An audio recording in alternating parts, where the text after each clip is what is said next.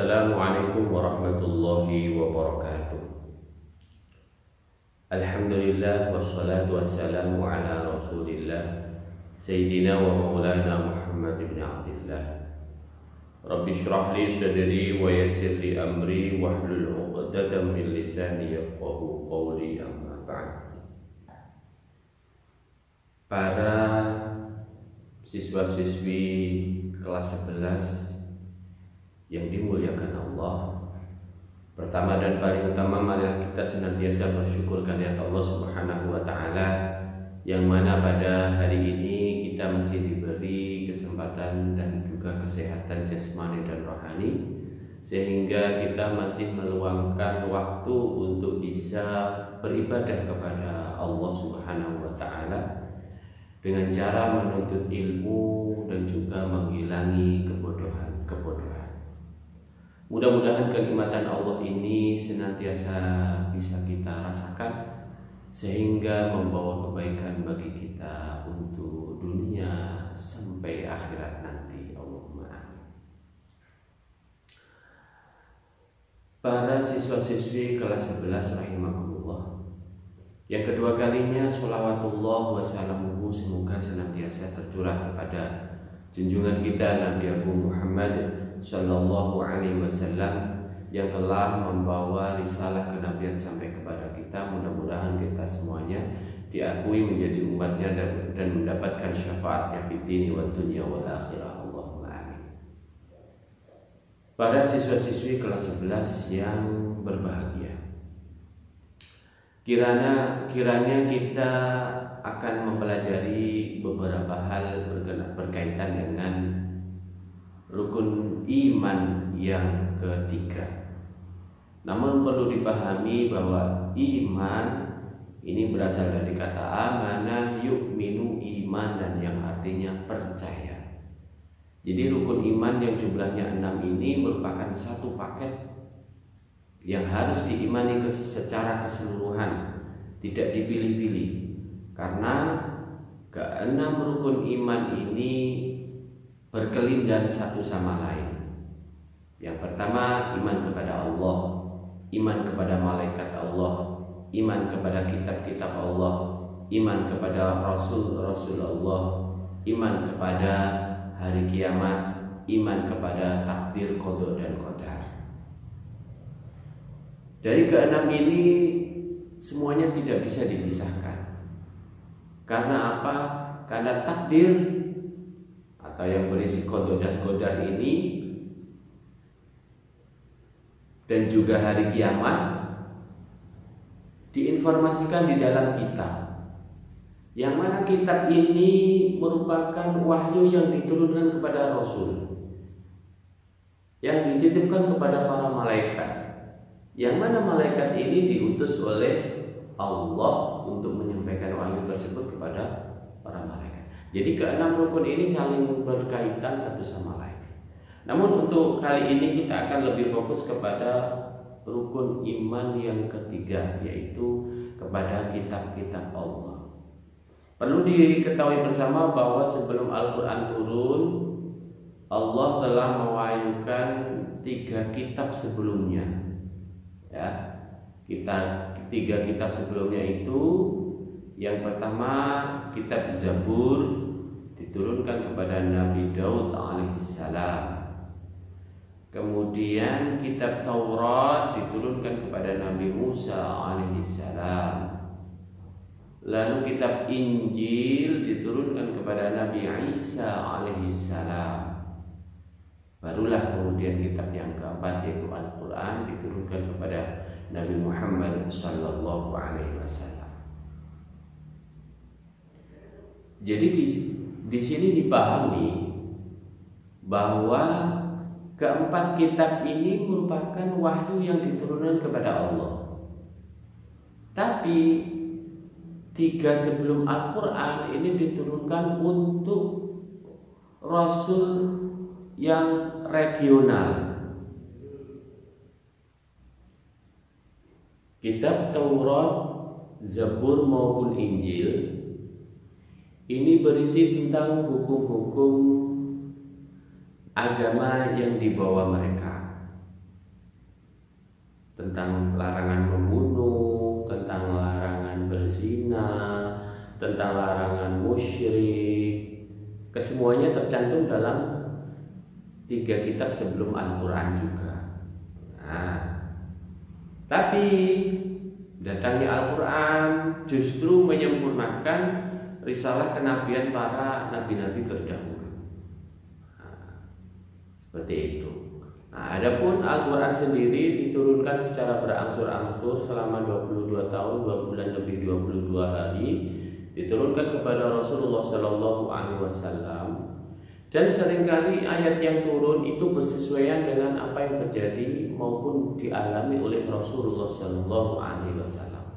Seperti saat Rasulullah berselimut karena takut saat menerima wahyu pertama, ayat yang turun itu berkenaan dengan orang yang berselimut. Ya ayyuhal muzammil, wahai orang yang sedang berselimut. Jadi ada persesuaian konteks antara kejadian dengan ayat-ayat yang turun kepada Rasulullah Shallallahu Alaihi Wasallam. Dan lebih indahnya lagi, hampir 70% di dalam Al-Quran itu berisi tentang kisah-kisah Nabi terdahulu maupun orang-orang terdahulu, yang kesemuanya itu merupakan salah satu metode Allah memberikan ilmu maupun ibrah bagi orang-orang yang membacanya. Seperti kisah Namrud, kisah Fir'aun, kisah Nabi Adam, awal mula penciptaan Nabi Adam, semuanya dikisahkan begitu indah di dalam Al-Quran. Dan itu difungsikan untuk menambah keimanan kita kepada Allah melalui ayat-ayat yang diturunkan di dalam Al-Quran. Nah, Al-Quran sendiri memiliki beberapa nama selain Al-Quran. Yang pertama adalah Al-Furqan. Al-Furqan ini memiliki arti pembeda. Maksudnya adalah Al-Furqan ini adalah membedakan antara yang hak dan yang batil. Yang kedua disebut dengan Al-Huda. Al-Huda artinya petunjuk, karena Al-Quran merupakan salah satu cara atau petunjuk mencari jalan kebenaran menuju Allah Subhanahu wa Ta'ala. Yang ketiga disebut dengan Asy-Syifa, yang artinya obat, ya, yang artinya obat.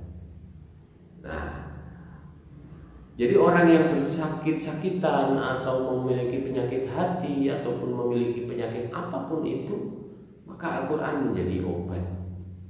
Al-Quran menjadi salah satu obat yang mujarab. Seperti itu. Kemudian selain Al-Huda dan Asy-Syifa, Al-Quran juga disebut dengan An-Nur, cahaya. Karena Al-Quran memberi cahaya bagi kegelapan hati kita, bagi kegelapan pikiran kita, sehingga Al-Quran menjadi pedoman dalam kehidupan kita. Seperti itu. Jadi itulah nama-nama lain selain Al-Quran, nama-nama lain untuk Al-Quran. Baik, kita lanjut. Beriman kepada kitab Allah itu artinya mengimani kitab-kitab sebelumnya itu turun kepada para nabi itu, tapi tidak untuk melaksanakannya. Artinya apa? Karena kitab-kitab sebelum Al-Quran, yang di situ ada Zabur, ada Taurat, ada Injil, itu telah mengalami perubahan karena kesalahan para kaumnya. Jadi kaumnya sering menambahi dan mengurangi isinya sehingga tidak bersesuaian dengan apa yang diturunkan oleh Allah, kecuali Al-Quran. Kenapa? Karena Al-Quran terjaga kemurniannya, banyak para hafiz Al-Quran, sehingga tidak mengalami perubahan satu ayat pun. Inilah yang dialami oleh kita semua. Maka dari itu penting bagi kita untuk memahami bahwa Al-Quran turun dijaga kemurniannya oleh Allah Subhanahu wa Ta'ala. Nah, mudah-mudahan kita semuanya bisa memahami hal itu. Terus apa yang menjadi dalil penguat bahwa Al-Quran memang terjaga kemurniannya? Disebutkan di dalam Al-Quran, inna nahnu nazzalna dzikra wa inna lahu lahafizun. Sesungguhnya kami telah menurunkan al-dzikr, Al-Quran, wa inna lahu lahafizun. Sesungguhnya kami menjaga Al-Quran tersebut. Baik nama lain dari Al-Quran selain Asy-Syifa, Al-Furqan, dan Al-Huda adalah Al-Dzikr, atau yang disebut dengan peringatan. Karena Al-Quran merupakan salah satu metode kita menjadi ingat kepada Allah. Kita diberi peringatan oleh Allah melalui Al-Quran. Jadi bagi orang-orang yang ingin tidak lalai dari Allah, maka sering-seringlah membaca Al-Quran. Karena Al-Quran merupakan cara kita memahami peringatan dari Allah Subhanahu wa Ta'ala.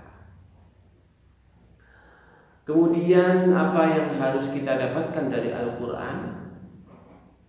Dari Al-Quran, di situ kita mendapati Ummul Quran, yaitu ibu dari segala Al-Quran, berupa 7 ayat yang terulang-ulang ketika kita sholat, yaitu Suratul Fatihah.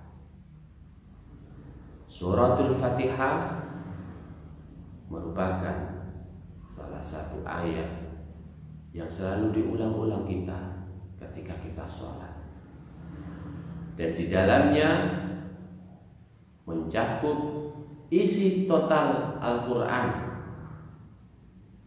Bagaimana tidak, di dalamnya membahas tentang pujian kita kepada Allah, permohonan kita kepada Allah, menyembah kita kepada Allah, permohonan kita untuk diminta jalan yang lurus, bukan jalannya orang Yahudi dan Nasrani.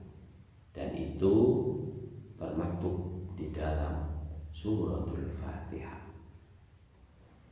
Jadi Al-Quran inilah yang membawa cahaya bagi kehidupan kita, yang menjadi pengobat bagi sakit-sakit kita, yang menjadi peringatan saat kita lalai, yang menjadi petunjuk dalam perjalanan hidup kita.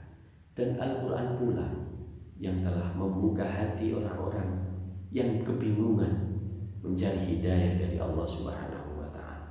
Banyak aja orang-orang non-muslim yang mendapatkan hidayah karena sebab-sebabnya iseng membaca Al-Quran dan terjemahnya, sehingga Allah memberi pemahaman di dalam qalbunya, di dalam hatinya, sehingga Allah memberi hidayah kepada mereka. Tentu saja hal itu tidak mudah. Ada yang membutuhkan waktu 1 bulan, ada yang 6 minggu, ada yang 6 bulan, ada yang 1 tahun untuk menerima hidayah dari Allah Subhanahu wa Ta'ala. Sementara kita bisa menerima hidayah al-Islam, ini sebuah anugerah yang luar biasa yang turun-temurun dari orang tua kita. Namun kita harus memegangnya secara erat. Jangan sampai kita meninggalkan sholat, jangan sampai kita melalaikan zakat, jangan sampai kita mengabaikan puasa, sehingga kita tergolong orang-orang yang baik, orang-orang yang soleh, yang menjalankan agamanya sedemikian rupa. Allahumma amin. Baik para hadirin hadirat, para siswa-siswi kelas 11 yang dimuliakan Allah,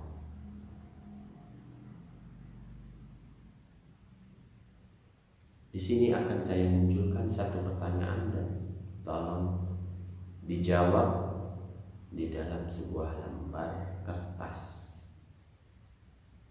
Ya, kemudian difoto dan dikirim secara jabri ke nomor WA saya. Pertanyaannya adalah, apa nama lain dari Al-Quran? Baik. Saya tambah juga nama lain dari Al-Quran selain yang saya sebutkan di atas juga disebut dengan Al-Kitab, yang artinya bacaan. Karena kitab merupakan bacaan-bacaan yang menjadi pedoman dalam hidup kita. Ya, sudah saya sebutkan tadi beberapa poin tentang nama lain Al-Quran. Ketambahan bonus satu lagi, yaitu nama lain Al-Quran selain yang saya sebutkan di atas tadi, ada nama lain yaitu Alkitab. Jadi sebutkan keseluruhan nama-nama lain Alkitab. Kemudian tulis jawabannya dengan tulisan tangan, kalian foto dan kirim ke saya. Itu saja tugasnya untuk hari ini. Terima kasih. Nama-nama lain selain Alkitab, An-Nur, Al-Huda maupun Al-Furqan, ada nama lain dari Al-Quran yaitu Ar-Rahmatu. Hal itu termaktub di dalam surat Al-Isra ayat 82, wa nunazzilu minal qur'ani ma huwa shifaa'u wa rahmatul lil mu'minin wa la yazidu zalimina illa khasara. Kemudian disebut juga dengan Ar-Ruh, disebutkan di dalam Al-Quran surat Asy-Syu'ara ayat 52. Wa kadzalika auhayna ilaika ruham min amrina ma kunta tadri mal kitab walal iman walakin ja'alnahu nuran nahdi bihi man nasha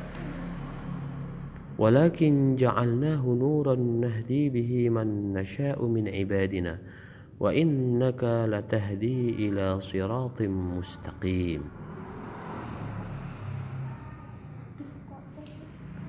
Nama lain Al-Quran yaitu Al-Haq, yang artinya kebenaran.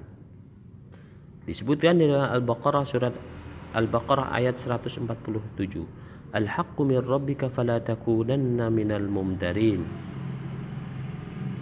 Juga disebut dengan Al-Maw'idhah, yang artinya nasihat. Dan juga disebut Al-Bayan, yang artinya keterangan.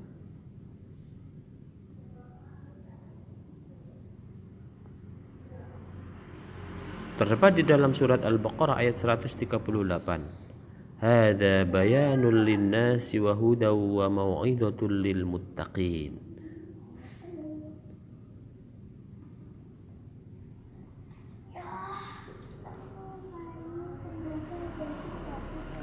Juga disebut dengan Al-Burhan, yang memiliki arti bukti kebenaran.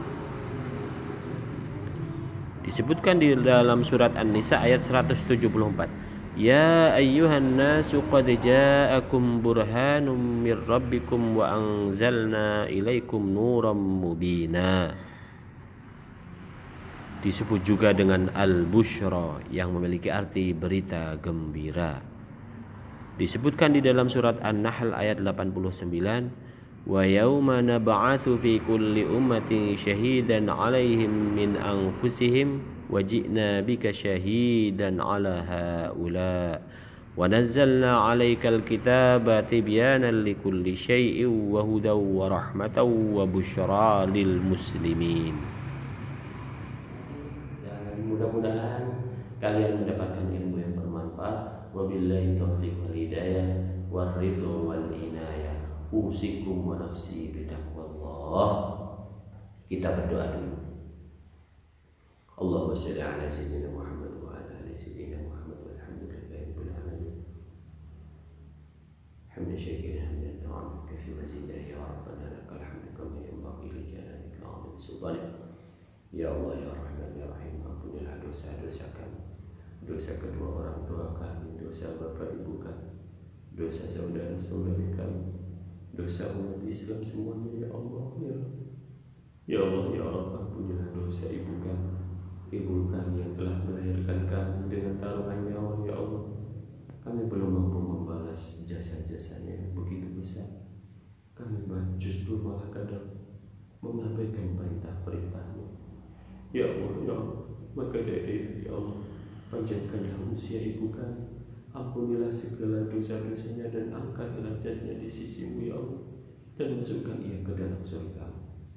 Ya Allah ya Rahman ya Rahim, ampunilah dosa ayah kami yang selalu mencari rezeki untuk sesuap nasi supaya kami tidak kelaparan, supaya kami bisa fokus belajar, supaya kami tidak kelaparan dan juga kepanasan. Ya Allah ya Rabb, kami belum mampu membalas kebaikan ayah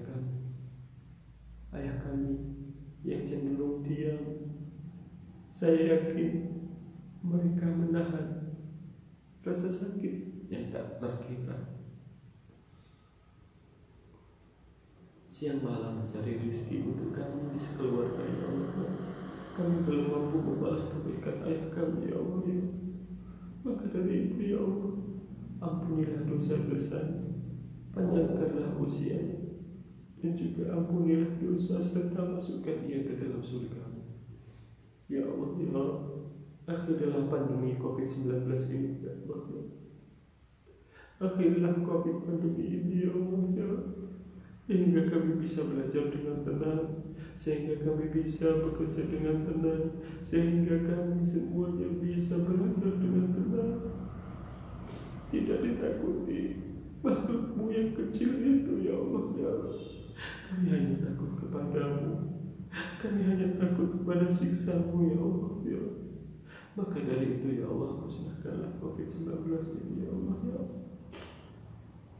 Jangan sampai Engkau membuatnya, jangan sampai Engkau membuatnya terus berada di dalam tengah-tengah kehidupan kami, tetangga kami, saudara kami, guru kami, bahkan keluarga kami. Mereka meninggal karena COVID-19 ya Allah. Pasti virus ini telah merajalela dalam kehidupan kami ya Allah ya. Maka dari ini ya Allah ya, ampunilah dosa-dosa kami, musnahkanlah virus COVID-19 ini ya Allah ya, sehingga kami tergolong orang-orang yang selamat dari pandemi dan bisa beraktivitas seperti biasa. Jauhkanlah kami dari pandemi ini ya Allah ya, sehingga kami tergolong orang-orang yang selamat di dunia wa dunia wal akhirah. Rabbana atina fid dunya hasanah wa fil akhirati hasanah wa qina adzaban nar wa adkhilna jannata ma'al abrar ya aziz ya ghaffar. Wa sallallahu ala sayyidina Muhammad subhana rabbika rabbil izzati amma yasifun wa salamun ala al-mursalin walhamdulillahi rabbil alamin. Al-Fatihah.